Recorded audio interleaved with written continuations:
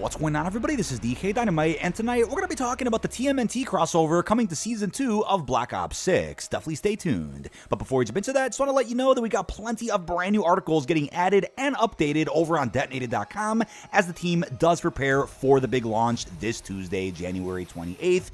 I'm expecting we'll end up seeing the Tomb gameplay trailer as of tomorrow morning at around 10 a.m.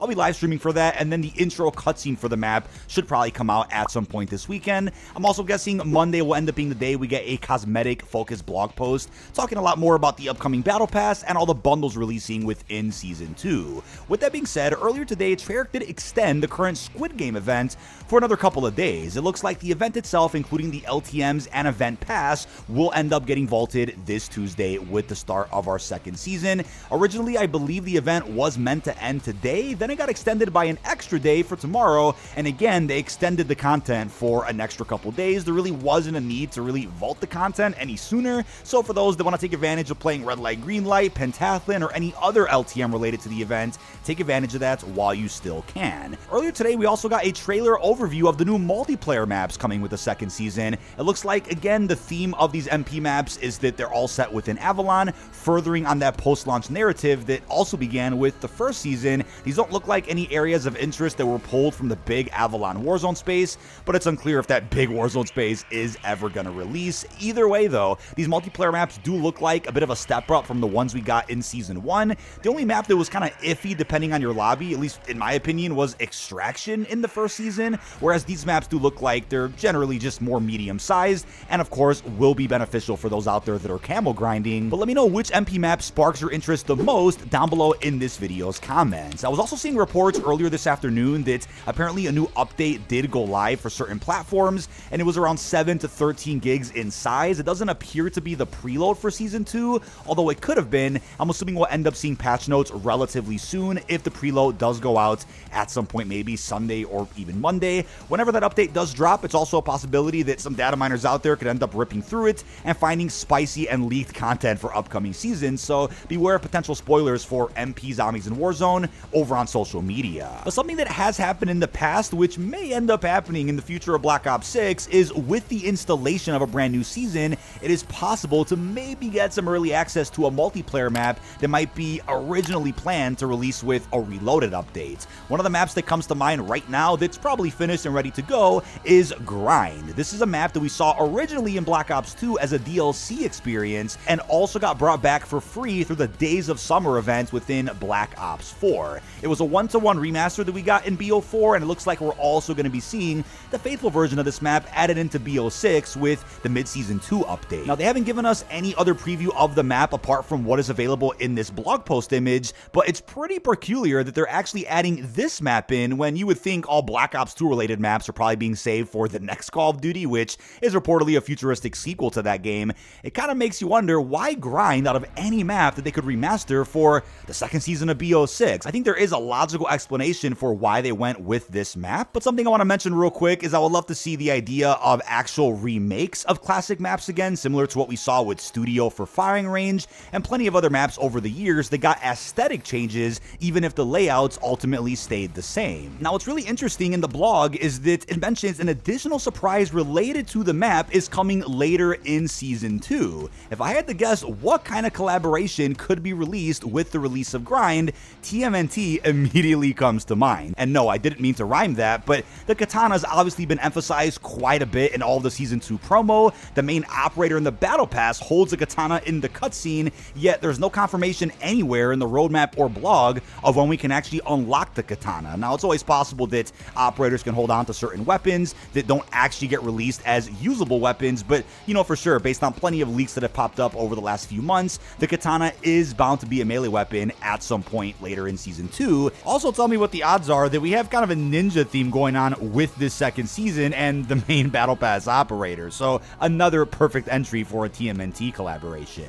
It's also fascinating to look at how there's no actual melee weapons available at the launch or even the mid-season of Season 2, according to the current blog, right? No melee weapons got revealed whatsoever, but there's clearly a reason for that. Now, as they went ahead and teased, a melee-focused set of weapons will be revealed at the mid-season. If you're like, wait, why would they really hold off on revealing melee weapons for the mid-season? It's probably because it's tied to a very special collaboration that I think think a lot of 90s fans are really gonna dig. So the first thing I want to mention is this one melee weapon in particular, which can either be one of two fan favorite weapons. So it specifically said, expect to fill your melee loadout slot with multiple additional hand-to-hand weapons coming at mid-season, plus a rip roaring projectile armament coming later on. Is that a teaser for either the ballistic knife, which has been in just about every Black Ops game now, or is that a reference to the good old D13 sector? This is a weapon that's never been in any other Call of Duty apart from Black Ops 3, and is by far one of the most unique and special projectile weapons within Call of Duty. And obviously we have the special weapon category now. I think the D13 sector would perfectly fit inside of there. The thing is, we're also getting the release of Gun Game with the launch of Season 2. If the ballistic knife is featured as a weapon in Gun Game, then it's probably more likely that we'll see that special weapon added later on with Reloaded. Either way, fun to speculate. With the futuristic Black Ops game coming out in under a year, the D13 sector may ultimately be saved for that title instead. Who actually knows? Now, I'd also like to add that a skateboard melee weapon was also rumored not too long ago. I mean, hey, I don't think anybody would be opposed to a Tony Hawk collab at some point. I mean, that was a badass Activision game from way back when. Maybe they can add that in the future, but with Grind being added, that skateboard melee weapon could either be used for the LTM, maybe you get a bonus if you play as a turtle, but obviously we've seen the turtles use a skateboard in the TV show before, so that also makes sense. Could also be a free melee weapon you can earn by doing something in particular while playing the LTM or grinding through potential event challenges. There's a lot that we can theorize about right now, which honestly has me excited for what they could have in store. Honestly, I don't think they really would have chose Grind as the map to remaster this season if not for this collaboration. That's just the way I see it, and altogether I'm just excited to see what they could do when mixing Grind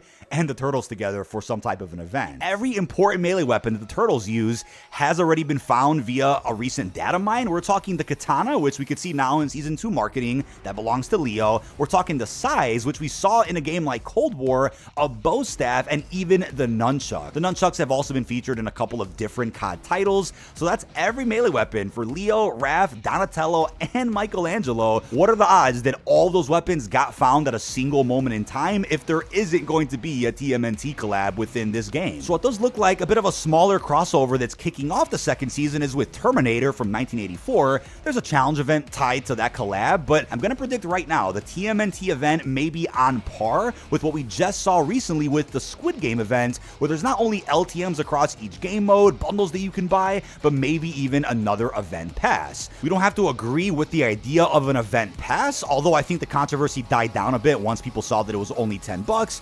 We don't have to agree with the event pass at all, but I can tell you what, the Squid Game one sold very well. They're probably going to do more event passes like that for future collaborations, although it's also possible they had a contractual obligation to do an event pass for Squid Game anyway, and probably locked it into a bunch of other contracts to continue doing them throughout at least the Black Ops 6 cycle, regardless of which, it's probably going to cost $10, may end up featuring some free operator skins, or it could even feature the melee weapons I'm discussing for free as well. I mean, we saw the cleaver for free in the Squid Game event pass along with 2 operator skins, and an argument could have been made that the free track in that pass was actually better and held more value than the paid pass, which came with a couple of tracer weapons and the frontman operator. It was all an acquired taste, depends on everybody's preferences, but maybe the TMNT event pass, if one exists, could offer some free operator skins like the Foot Clan, maybe even Shredder, although that probably is more likely for, let's say, the paid premium track. But I could see all the turtles being locked behind different operator bundles, or probably just one big party pack, kind of similar to the Squid Game guard bundle,